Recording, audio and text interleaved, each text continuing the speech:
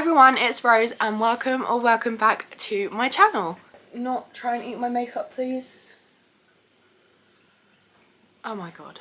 In today's video, I am going to be reading Secretly Yours by Tessa Bailey. The publishers so kindly sent me an arc of this book, and when you're seeing this video, it is out now. Tessa Bailey is the queen of rom-coms. I think I've read 8 of her books so far, and I've enjoyed every single one of them. I know nothing about this book other than... What do you do? I know nothing about this book other than it's a rom-com in Tessa Bailey style, and I think I'm gonna love it. No. It is currently Sunday afternoon, and this video is going to be going up tomorrow. You couldn't tell by my voice, I've been sick all week, so sorry about the voice, but I had to get this video filmed and I couldn't wait any longer to read Secretly Yours. So I will be reading this book in one sitting in today's video. We're going to go from start to finish all in one go. I'll only be pausing to tell you about my thoughts. Thank you so much to Avon Publishers for sending me a copy of this book, and without further ado, let's get started. Just from the start, look how cute the little headings are for each chapter. So our main girl is called Hallie Welch. Should probably read the back. Hallie Welch fell hard for Julian Voss at 14 after they almost kissed in the dark vineyards of his family's winery.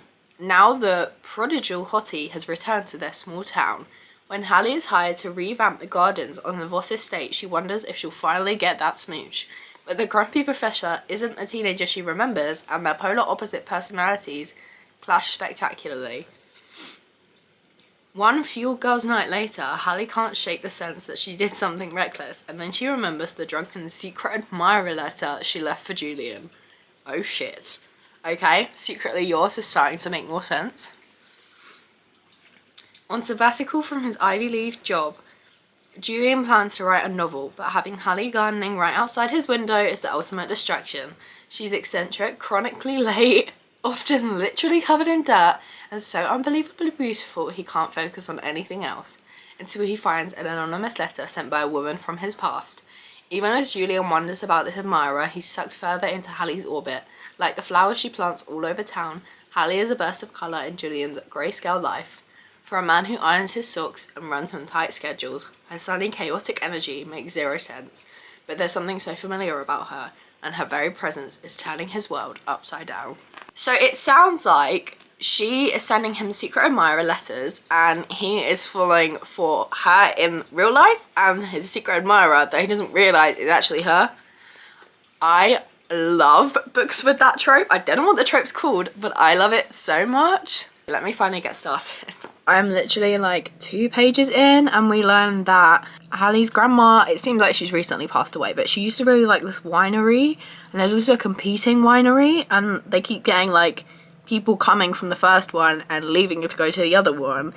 And after another customer does that, she goes and like sabotages the new winery's disco ball, and I just think I'm gonna love her already. So I just got to chapter 2, and basically her childhood crush, who she almost kissed one time, is back in town, and she works with like plants and flowers and stuff. So she calls his mum up and is like, do you want some of these flowers? I think they would look really nice in your house. So she has a chance to go back and possibly see him again, and he's a writer. Well, he's not a writer, but he's taken time off to try and write a novel, basically. And I'm loving this so much. Just need them to meet up again. She wants to know if he's going to recognise her or not. But I have a feeling... what I'm thinking is he's not going to recognise her, but he's going to fall for her anyway before he realises who she is. And it sounds really good. Okay, I was right. He didn't recognise her, but he's like, I need to know this woman. And then as she leaves, she goes, nice to meet you again. And he's like, again? I knew I had a feeling I met you before, but I don't know where. And he's like going out of his mind trying to figure out how he knows this girl. He calls her up and says he's got a gopher problem. It's very easy to fix on your own, but he's insistent that he needs her help. And then she's like, why specifically do you want me? I thought I was a nuisance. He's like, I need to know where I know you from. If you get rid of my gophers, will you tell me where you know me from? And she was like, yeah, okay, Dill. But she's with one of her friends at the time who's a guy, and he hears the guy in the background or something and is like kind of sounding jealous already. Chapter 5, and we've just gotten to what the title means, Secretly Yours. So as a joke, her friend tells her the way she should admit her feelings is to send him anonymous letters confessing her love of him for 15 years. And she's taking it seriously. She's like, oh my god, you know I was joking, right? And she's like, yeah, totally. And I want to know what she writes in this first letter. If you can't tell by my voice, I think I'm getting sicker as the day goes on. So apologies for that. I keep saying it, but I'm enjoying this so much. It's so fun. And it's really lighthearted and it's really funny. The guy has anxiety and he really likes routines, and I think that the girl is kind of gonna help him lighten up and not take everything so seriously and know that, you know, nothing's bad's gonna happen if his plans change, basically. And yeah, I'll be back to update you again in a little bit. Oh my goodness, so she's had the rival wine people talking badly about her grandma's best friend who runs the other one. So she goes in there and starts to steal all their cheese wheels, and the guy is like, we're gonna call the police. And then who sees her other than Julian? Sees her through the window and everyone knows he's really important, and he goes in and he's like to the guy, you're done yelling at her now. I love this man. I love this book. I love the characters. Okay, so she was drunk when she sent the Secretly Yours letter, and she doesn't remember what she put in it.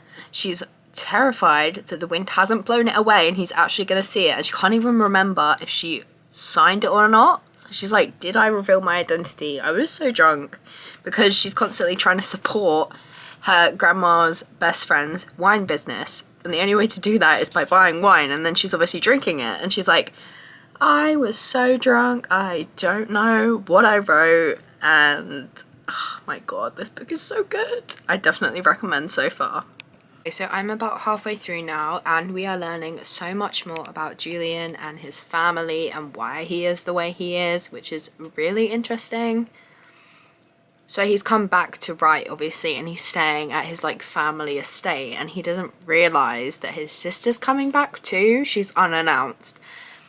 And you learn why, and you learn why they're not as close, and they're all like banding together to help save their winery, and it is so cute. Loving learning more depth about the characters. There's more to it than just the romance. There's the whole saving the winery and the fact that they own the vineyard. I definitely said it wrong one of those times. I don't know which one though.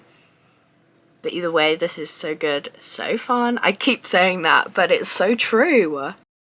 So I'm about 2/3 of the way through, and in one of the notes it suggested that they both do something they're scared of, and I have a feeling I know just what he is going to do.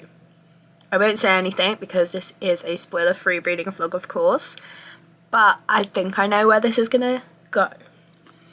I probably won't update you again until I'm finished with the book, and I will give you my full review, but there might be something shocking that happens and I might have to come back immediately. We'll see.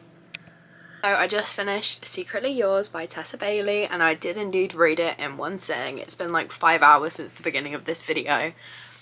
I loved this book from start to finish. I love the main girl, I love the main guy, I love the main girl's friends, I love the main guy's sister. So funny, it was so cute. I loved towards the end when everyone was helping out with the plan. That's all I'll say. It made my heart feel so full. I think I'm going to rate this one 4 stars overall. I read it Have 'em on Summer and Hook, Line and Sinker, and they were both 4 stars for me as well, because I feel like Tessa Bailey can do no wrong. Her books are so funny, so witty, it's never slow. I loved the character development from both characters. Julian learning more about his anxiety and how things work in his brain. and Hallie learning that she can form roots and make decisions. She doesn't have to do everything all at once. It's not a bad thing if she makes a decision. But I love that neither of them wants to change the other one. They love each other just the way they are. And I would definitely recommend this, especially if you're a fan of Tessa Bailey's other works or just her writing style in general, because this did not disappoint. And the next book, I think it's called I'm Fairly Yours. It's about this guy's sister, Natalie's story. So I cannot wait to read that one either. Let me know if there are any other books that you want me to make reading vlogs specifically for. I really enjoyed updating you guys. I love talking to people as I'm reading a book. I think that is everything for today. I don't know how long this video is actually going to end up because it's only one book, but I feel like I did talk a lot. I hope you all enjoyed. If you want to see more content from me, please be sure to like and subscribe. And I post every Monday at 6 PM GMT, which is time in England. I hope you'll have a lovely day, and hopefully I will see you in another video. Bye!